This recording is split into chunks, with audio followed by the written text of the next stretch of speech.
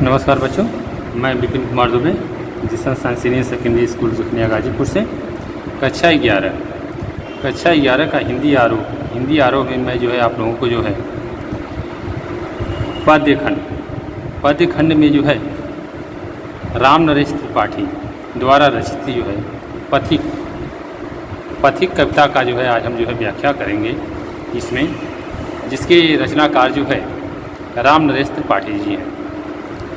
तो पथिक पद की व्याख्या से पहले आप जो है थोड़ा सा राम नरेश त्रिपाठी जी के जीवन परिचय के बारे में जो देख लीजिए, क्या है इनका जीवन परिचय। राम नरेश त्रिपाठी का जन्म 1881 ईस्वी में उत्तर प्रदेश के जौनपुर जिले के कोयरी नामक स्थान पर हुआ।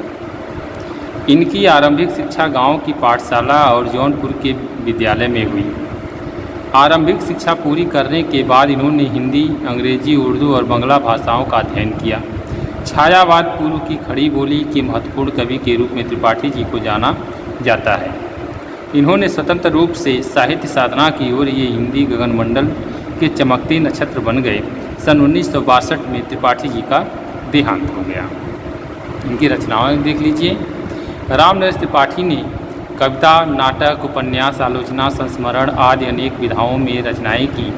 इनकी प्रमुख रचनाएं इस प्रकार हैं: खंड काव्य, मिलन, पथिक, स्वप्न, कविता संग्रह, मानसी। बाल साहित्य में इन्होंने वानर नामक बाल पत्रिका का संपादन किया, जिसमें प्रेरक प्रसंग एवं शिक्षाप्रद कहानियाँ प्रकाशित होती थीं। कविता कौमुदी में इन्होंने हिंदी, उर्दू, बांग्ला और संस्कृत की लोकप्रिय कविताओं का संग्रह किया है।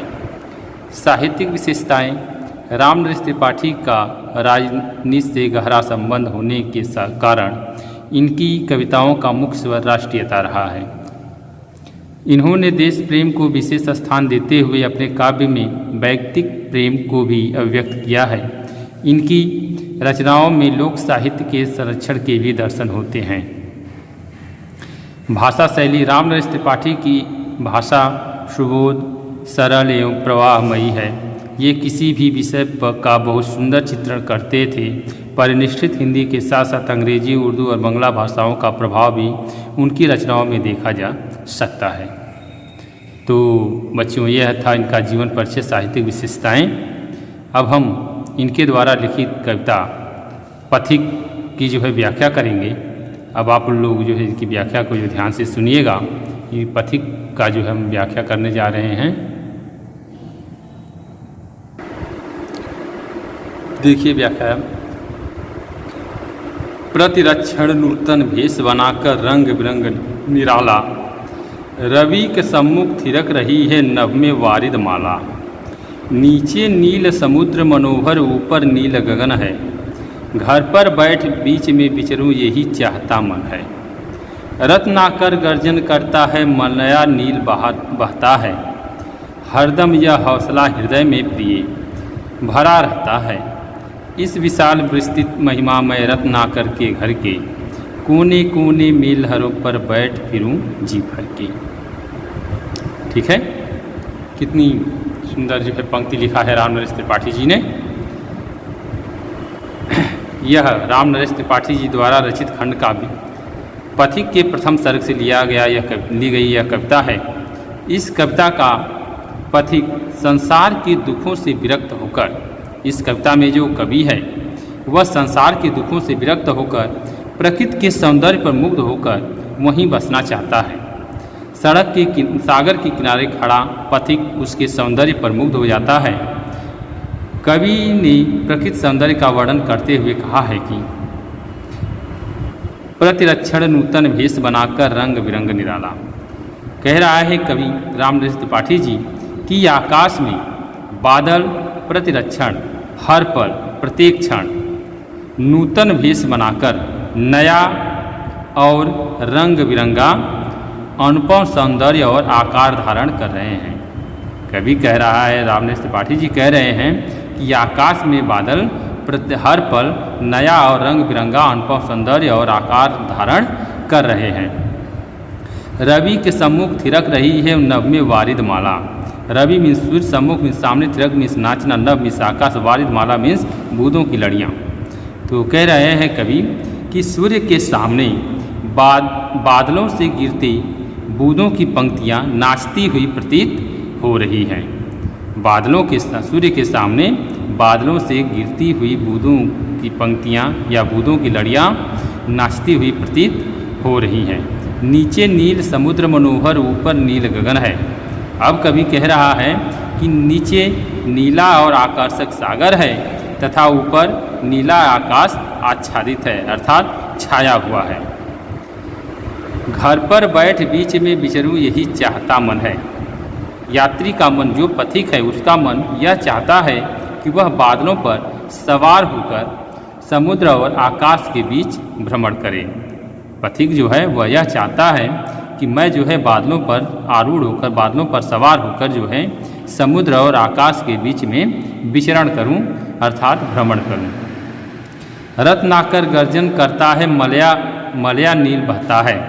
कवि कहता है सागर में घोर गर्जना करती हुई लहरें प्रवाहित हो रही हैं। रत्नाकर गर्जन करता है, सागर में घोर गर्जना करती हुई लहरें प्रवाहित हो रही हैं। मलया नील बहता है तथा मलय पर्वत से चंदन की गंध से युक्त शीतल हवा बह रही है। हरदम यह हौसला हृदय में प्रिय में प्रियतमा अपनी पत्नी को कह रहा है, भरा रहता है।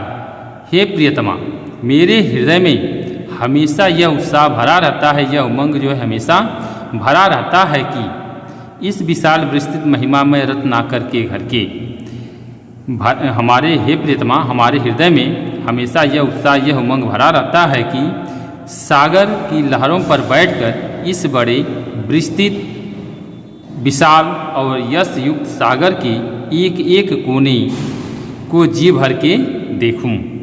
कवि कहता है, हे प्रियतमा, हमारे हृदय में हमेशा उमंग, उत्साह जो है भरा रहता है। रत्नाकर यानी कि सागर के इस लहरों पर बैठकर इस बड़े विस्तृत और यश युक्त सागर के एक एक कोने को जी भर देखूं, जी भर के मैं इसको जो है देख लूं। ठीक है, इसमें जो है कवि ने प्रकृति की सुंदरता का जो है मधुर और मनोहर चित्रण किया है। बादलों का जो है मानवीकरण किया है। वारिद माला में जो है रूपक अलंकार है। नीचे नीले मनोहर, ऊपर बैठ बीच में विचरूं, हरदम कह हौसला हृदय, विशाल विस्तृत में अनुप्रास अलंकार है। कोने कोने में प्रवृत्ति प्रकाश अलंकार है। और इसमें जो है तत्सम प्रधान शब्दावली है। भाषा सहज सरल और भाव के अनुकूल है। अब हम दूसरी कविता देखते हैं। इनकी दूसरी कविता में क्या है, इनके